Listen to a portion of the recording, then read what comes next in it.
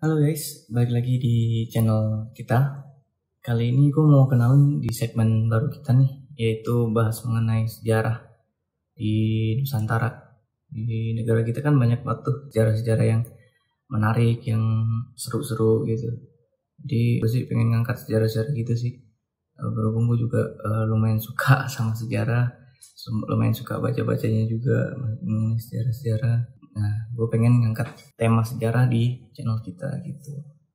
Untuk kali ini sih kita mau membahas mengenai kerajaan pertama di Nusantara, Salaka Negara. Salaka Negara itu artinya diambil dari suku kata salak.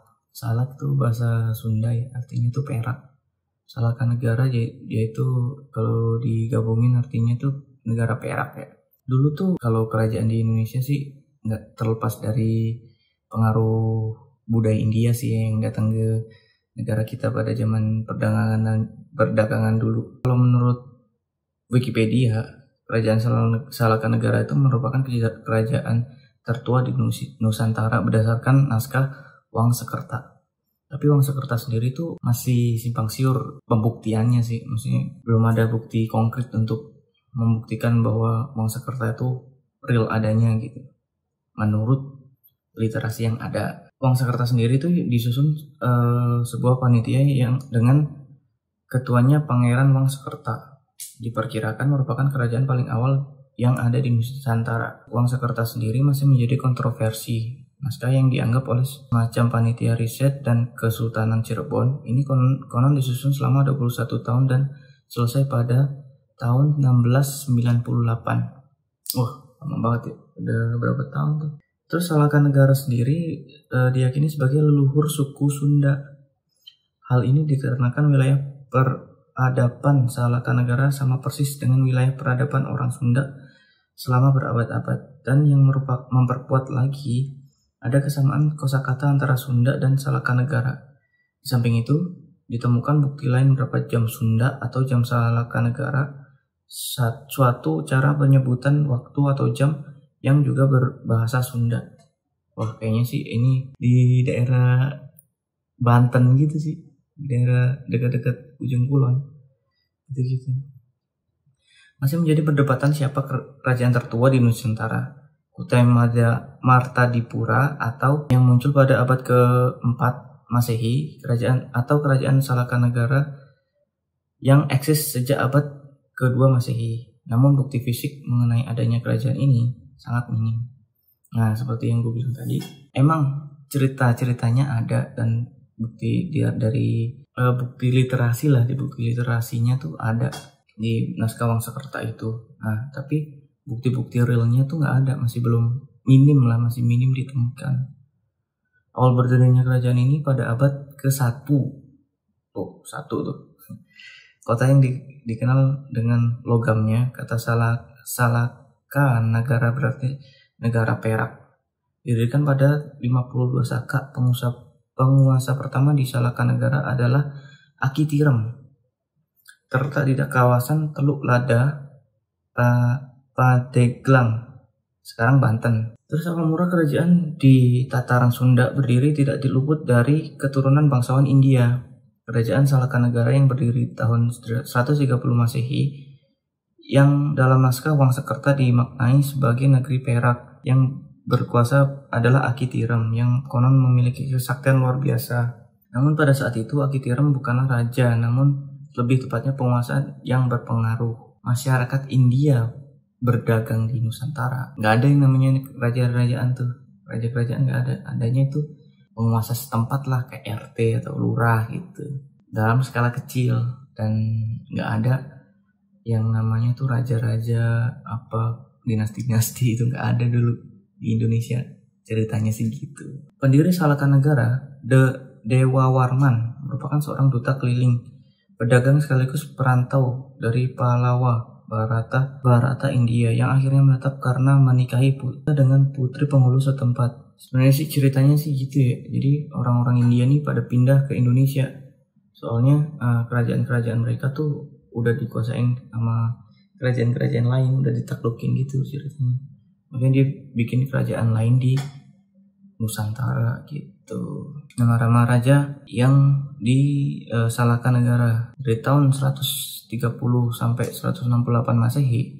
Namanya Dewa Warman 1, Dewa Warman 2, Dewa Warman 3, Dewa Warman 4, Dewa Warman 5. Nah, itu tuh berurutan tuh 130 sampai 168 Masehi, 168 Masehi sampai 195 Masehi. Itu yang kedua. Yang ketiga tuh 195 sampai 238 Masehi. Yang keempat 238 sampai 252 Masehi. Yang kelima itu 252 sampai 276 Masehi. Itu Dewa Warman 5. Yang keenam nih beda nih. Dia tuh tertuanya, anak tertuanya itu cewek. Ini dia jadi ratu dulu. Namanya tuh Mahisa Suramardini Warman Dewi. Nah, itu satu-satunya ratu sih kayaknya. Jadi putri kedua Dewa Warman 4 dan istri Dewa Warman 5. Karena Dewa Warman 5 gugur, yang Dewa Warman 5 gugur karena melawan bajak laut. Kalau diceritanya sih ya, menurut Wikipedia. Dia melawan bajak laut terus gugur, terus diganti sama istrinya. Namanya Mahisa Suramardini Warman Dewi. Nah, habis itu baru digantiin sama Dewa Warman 5 mulai tahun 289 sampai 308 gitu. Nah, terus habis itu Dewa Warman 7 pada tahun 308-340 Masehi. Terus Patika Nawah Warman Dewi. Wah, namanya susah-susah ya. Dia tuh putri sulung Dewa Warman 7. Nah, habis itu ada lagi cucu Dewa Warman 6 yang menikahi Sapatikarwana, raja terakhir Salakanegara. Itu jadi Dewa Warman 8 gitu. Dewa Warman 9 itu Salakanegara telah menjadi kerajaan bawahan Tarumanegara. Jadi dari raja ke-8 dia putus tuh, udah ditaklukkan sama Tarumanegara. Itu ceritanya. Kerajaan bawahan Salakanegara, walaupun dia kerajaan pertama, dia tuh udah naklukin kerajaan-kerajaan yang lain. Maksudnya bukan kerajaan juga sih, wilayah yang lain lah. Nah, kerajaan-kerajaan yang pernah ditaklukkan oleh Salakanegara adalah kerajaan Ujung Kulon. Berlokasi di wilayah Ujung Kulon, kita udah tahu ya Ujung Kulon di mana. Maksudnya di peta kan ada gitu. Dan didirikan oleh Senopati Bahudura Harigana Jaya Sakti, adik kandung Dewa Warman 1. Oh, yang bikin juga adik-adiknya juga, keluarga-keluarga juga gitu. Nepotisme dia. Saat kerajaan ini dipimpin oleh Dharma Satyanagara, yang sang raja menikah dengan putri dari Dewa Warman 3 dan kemudian menjadi raja keempat di kerajaan Salakanegara. Nah, terus kerajaan Tanjung Kidul, ini kerajaan kedua nih. Sekarang termasuk wilayah Cianjur Selatan. Dia tapi ada kontroversi juga nih. Lokasi yang diyakini sebagai pusat kerajaan Salakanegara juga masih belum pasti. Setidaknya ada 3 versi terkait perkiraan di mana pemerintah Salakanegara dijalankan, yakni Pandeglang Banten, Condet Jakarta, atau di lereng Gunung Salak di Bogor Jawa Barat. Gitu guys. Ditemukannya naskah Wangsakerta pada tahun 1970-an. Wah, masih baru nih nemuinnya. Selain menimbulkan kegembiraan dan kekaguman akan kelengkapan untuk banyak pihak, justru menimbulkan keraguan dan kecurigaan. Bahkan para sarjana dan ahli sejarah menduga bahwa naskah asli asli tapi palsu. Di antara alasan-alasan yang menggunakan naskah ini yaitu terlalu historis isinya, tidak umum sebagaimana naskah-naskah sezaman. Naskah-naskah sezaman tuh contohnya Babat Kidung, Tambo, Hikayat gitu-gitu. Cocoknya isi naskah dengan karya-karya sarjana barat, sehingga ada dugaan bahwa naskah ini disusun dengan menunjuk pada karya para ahli tersebut, tidak dibuat pada abad ke-17. Bahkan penyusun Wangsakerta juga melakukan kekeliruan yang sama dengan apa yang pernah dibuat oleh Dekasapris yang terungkap setelah ditemukan bukti baru. masih simpang siur juga kan itunya. Ya orang-orang ahli sih masih ragu gitu ceritanya. Kurangnya keterangan tentang kerajaan Tarumanegara persis seperti yang didapati di sejarah modern. Jika naskah Wangsakerta bisa menyebutkan adanya kerajaan Salakanegara yang menurut naskah Wangsakerta lebih tahu daripada Tarumanegara beserta urutan raja-rajanya dengan runtut. Seharusnya naskah ini juga terdapat keterangan tentang Tarumanegara dengan lebih terperinci daripada sejarah modern. Si para ahli itu kayak ragu gitu, dia tuh kok nggak nyambung sama Tarumanegara gitu. Soalnya kurangnya keterangan tentang kerajaan Tarumanegara. Sedangkan dia itu lebih dulu, harusnya lebih tahu dong gitu.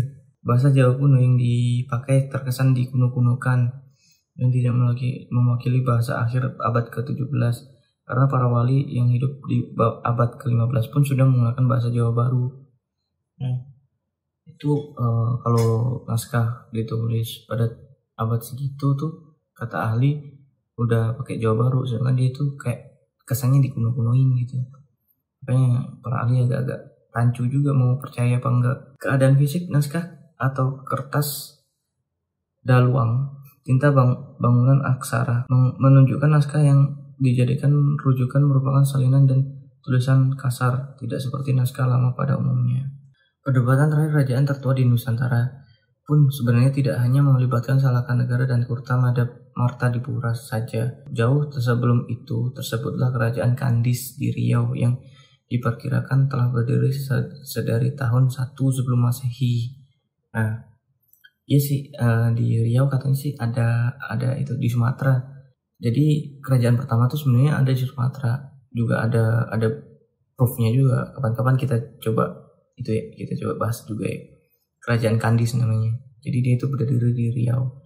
Dia tuh sebelum Masehi berdirinya. Nah, makanya menarik kan? Hanya saja apakah pemerintah Kandis pada saat itu sudah mematuhi syarat untuk disebut sebagai kerajaan juga belum dapat dipertanggungjawabkan secara pasti. Nah, seperti yang gue bilang tadi, itu masih kerajaan perintis. Jadi masih dipertanyakan juga itu beneran kerajaan apa enggak tuh. Terlepas berbagai kontroversi dan perdebatan itu, jejak rekam kerajaan Salakanegara sudah bisa sedikit diungkap.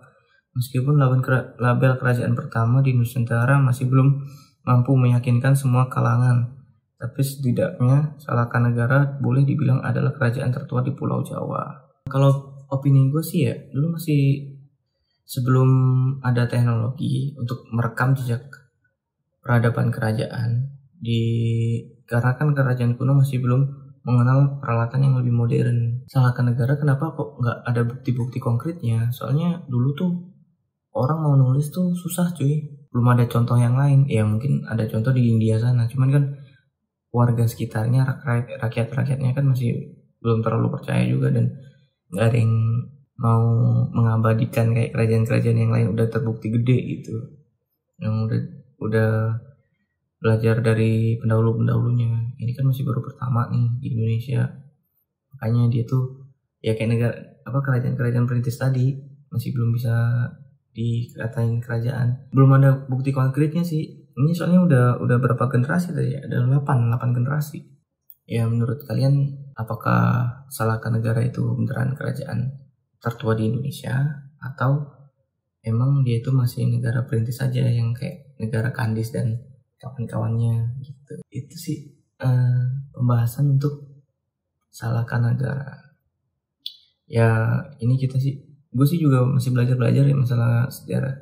Ya beberapa sih kayak kerajaan Singosari, Majapahit itu kan udah diajarin tuh di SD, di SMP belajar nggak?